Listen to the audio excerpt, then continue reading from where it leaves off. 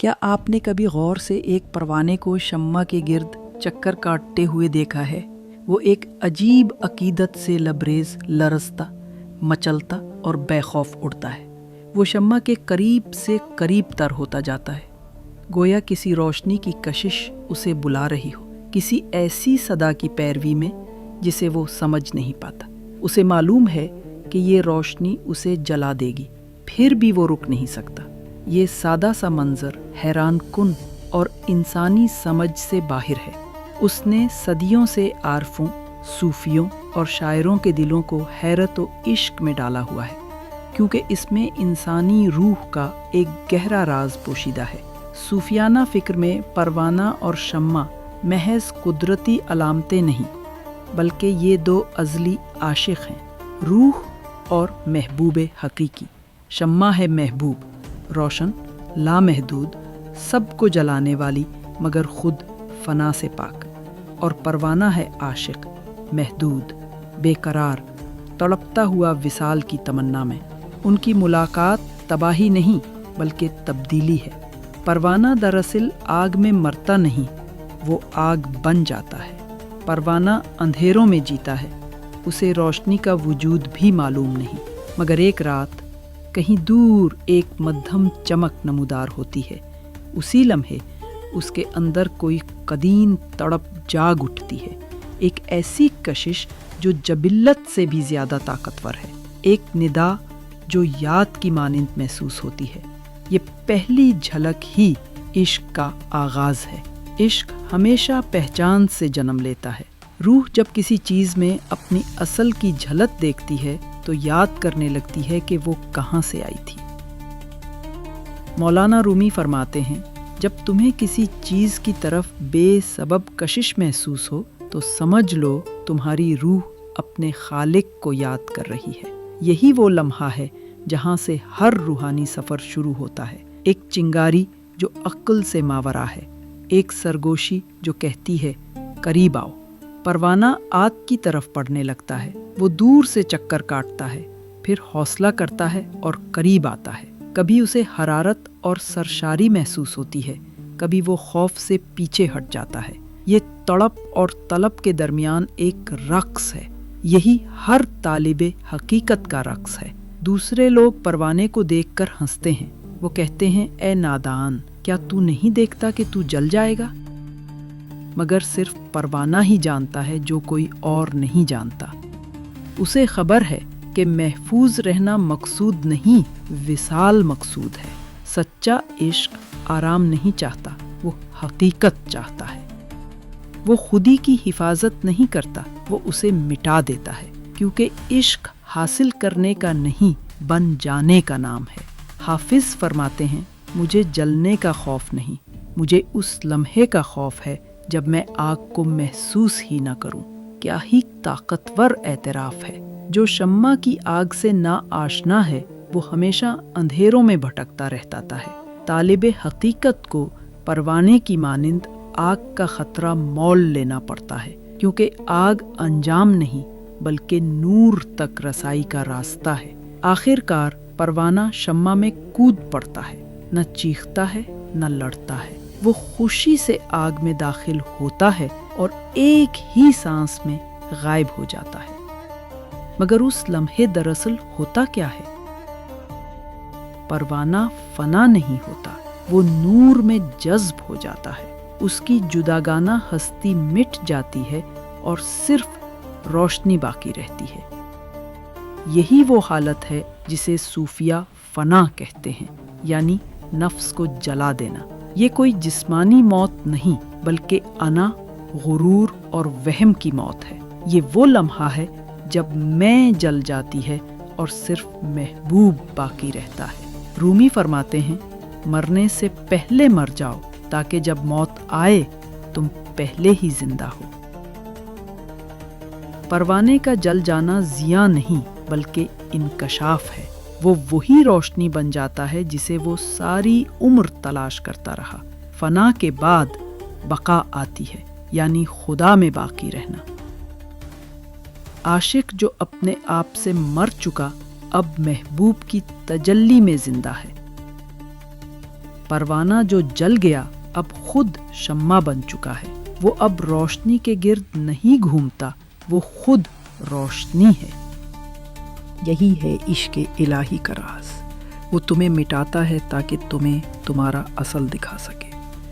वो सब कुछ ले लेता है और बदले में तुम्हें लाजवाल वुसअत अता करता है।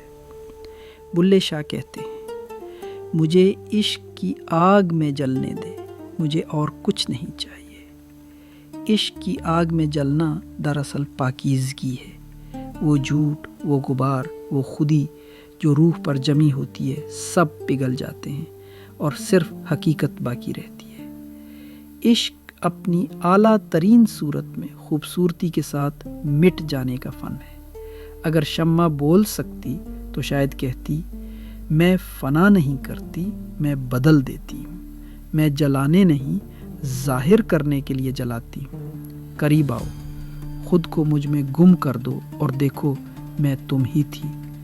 यही है दावत इलाही, खूबसूरती, ख्वाहिश और तड़प के ज़रिए दी जाने वाली। हर दर्द, हर ज़ख्म महबूब का एक ख़त है जो कहता है वापस आओ, और परवाना यानी आशिक बस उसी सदा का जवाब है। तुम कैसे जानते हो कि इश्क हकीकी है? जब वो तुम्हें खुद से दूर ले जाने लगे।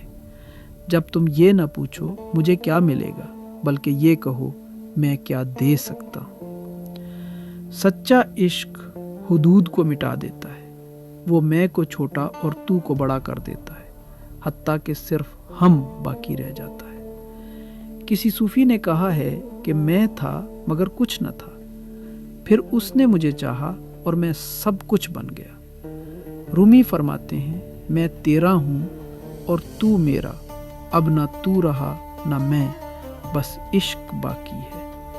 यही है तसव्वुफ का लब लुबाब, ये इदराक कि आशिक और महबूब दो नहीं बल्कि एक ही आग की दो रुख हैं। हम उस शोले को बाहर तलाश करते हैं, लोगों में, खूबसूरती में, नगमों और दुआ में, मगर हकीकत इससे भी सादा है। वो शोला हमेशा अंदर रहा है। हर दिल में एक इलाही चिंगारी पोशीदा है जो खौफ, शक और दर्द के नीचे चमक रही है। हर गम, हर दिल का टूटना इसी नूर तक वापसी की दावत है। रूमी कहते हैं, जख्म वो जगह है जहां से नूर दाखिल होता है। दिल जितना टूटता है रोशनी उतनी गहरी दाखिल होती है। सो सफर बाहर नहीं अंदर है। जिस आग को हम दुनिया में ढूंढते हैं वो खामोशी से हमारे अंदर जल रही होती है। जब सूफी दरवेश इश्क का रक्स करता है वो खुद परवाना बन जाता है। उसका जिस्म एक मरकज़ के गिर्द घूमता है, बिल्कुल वैसे जैसे परवाना शम्मा के गिर्द। हर चक्कर में उसका कुछ खुद जल जाता है। हर गर्दिश में गुरूर, अना और जुदाई पिघल जाती है।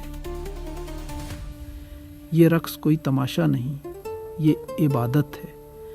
ये कशिश ज़मीन, ताल और खुदा के स्पुर्द हो जाने का अमल है। उस गर्दिश में दरवेश मिट जाता है और सिर्फ रोशनी बाकी रहती है। रोशनी का रक्स, हस्ती का रक्स। रूमी फरमाते हैं, जब तुम रक्स करते हो तुम्हारा मकसद मंजिल नहीं बल्कि हर कदम में लुत्फ लेना है। सूफी का रक्स, परवाने की गर्दिश, सैयारों के मदार, सबो इश्क की गर्दिशें हैं कि उनके सारी कायनात एक पोशीदा शमा के गिर्द घूम रही है। हर इंसान के अंदर एक छोटा सा परवाना छुपा है। वो अपने पांख उस वक्त फैलाता है जब हम किसी हुस्न को देखकर अशबार होते हैं, जब खामोशी मुक़द्दस महसूस होती है, जब दिल में बेनाम सी तड़प उभरती है।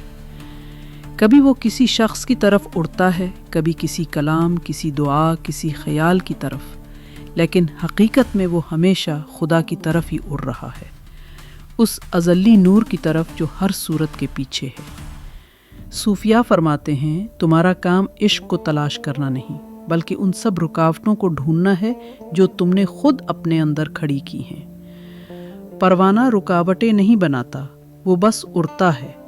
اگر ہم بھی ایسے عشق کر سکیں بغیر حساب بغیر خوف کے، تو ہم بھی وہ روشنی اور منزل پالیں گے جو ہمارے منتظر ہے۔ آخر سفر میں پروانہ شمع تک پہنچ جاتا ہے۔